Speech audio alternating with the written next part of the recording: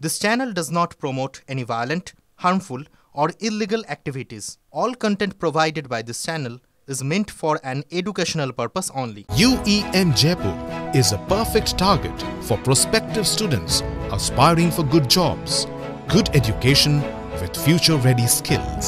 কখনো বলা হচ্ছে দলদাস, আবার কখনো দাবি করা হচ্ছে পদত্যাগে। বিধানসভায় অধ্যক্ষ বনাম বিরোধী দলের যে এই সম্পর্ক আমরা দেখছি, এই সম্পর্ক সংসদীয় গণতন্ত্রের জন্য ঠিক কতটা স্বাস্থ্যকর বলুন তো? স্পিকার বিমান বন্দ্যোপাধ্যায়ের বিধানসভা কেন্দ্রে গিয়ে প্রতিবাদ দেখিয়ে এসেছেন শুভেন্দু অধিকারী, আর সেখানে তার উপরে হামলার প্রতিবাদে ফের উত্তাল হয়ে উঠল বিধানসভা। বিধানসভা কি শুধুই রাজনৈতিক শক্তি দেখানোর একটা জায়গায় পরিণত হয়েছে?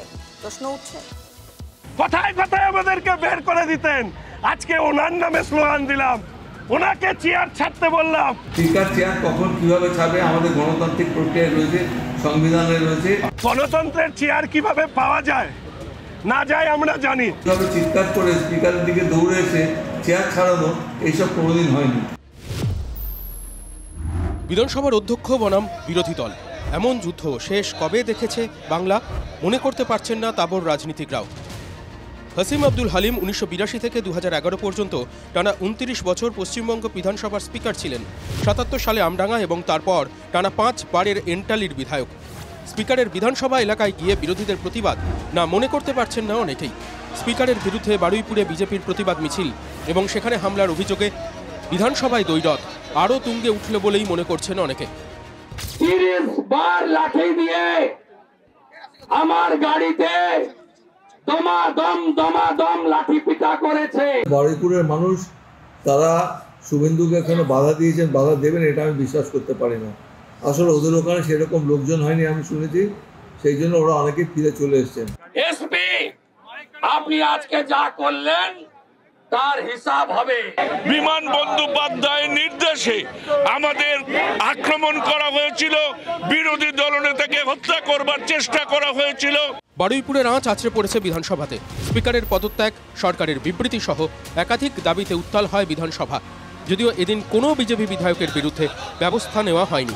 কথায় কথায় আমাদেরকে বের করে দিতেন, আজকে ওনার নামে স্লোগান দিলাম, ওনাকে চেয়ার ছাড়তে বললাম, কাগজ ছিললাম।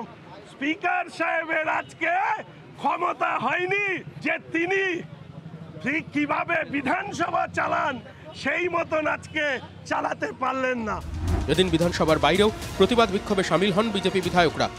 স্পিকার চেয়ার কখন কিভাবে ছাড়বে আমাদের গণতান্ত্রিক প্রক্রিয়ায় রয়েছে, সংবিধানে রয়েছে, কিন্তু এইভাবে চিৎকার করে স্পিকারের দিকে দৌড়ে এসে চেয়ার ছাড়ানো, এইসব কোনোদিন হয়নি এবং ওরা এই অস্থিরতা সৃষ্টি করার চেষ্টা করছে। গণতন্ত্রের চেয়ার কিভাবে পাওয়া যায় না যায় আমরা জানি। স্পিকার সাহেবের মতন অন্তত দলদাস হয়ে স্পিকারের চেয়ারে বসার আগ্রহী ভারতীয় জনতা পার্টির কোনো জনপ্রতিনিধির থাকবে না, এটা স্পিকার সাহেবকে জানিয়ে দেবেন। সমস্ত ভদ্রতা সভ্যতা সীমা ছাড়িয়ে গেছে। মানুষ ওই বিধানসভায় আসার পরিবর্তে কতগুলো বাদর এসে বিধানসভায় বিধানসভার অন্দর ও বাইরে ছাড়াও এদিন জেলায় জেলায় বিক্ষোভ দেখিয়েছে বিজেপি। আগামী 27 তারিখ বারুইপুর জেলা এসপি অফিস অভিযানের ডাক দেওয়া হয়েছে। কলকাতায় বিজেপি সদর দপ্তর সহ বিভিন্ন জেলায় প্রতিবাদ দেখান বিজেপি কর্মী সমর্থকরা। পাল্টা বিক্ষোভের মুখে পড়তে হয়েছে বিজেপি বিধায়ককেও। এদিন দিনহাটা আদালত চত্বরে বিজেপি বিধায়ক নিখিল রঞ্জন দেকে ঘিরে বিক্ষোভ দেখানো হয়। বিধায়কের গাড়ির কাজ ভাঙারও অভিযোগ উঠেছে। নিখিলবাবু তার সম্পূর্ণ গাড়ি তছনছ করে দিয়েছে উদয়ন গুহর বাহিনী, বাংলাদেশি রোহিঙ্গা মুসলমানদেরকে দিয়ে সব করা হয়েছে। তবে শাসক বনাম বিরোধীদের অশান্তি বাংলার রাজনীতিতে স্বাভাবিক হলেও বিরোধী দল বনাম বিধানসভার অধ্যক্ষের এমন দ্বৈরথ বেনজির বলেই মনে করছেন পর্যবেক্ষকদের একাংশ। Bureau report, TV9 Bangla.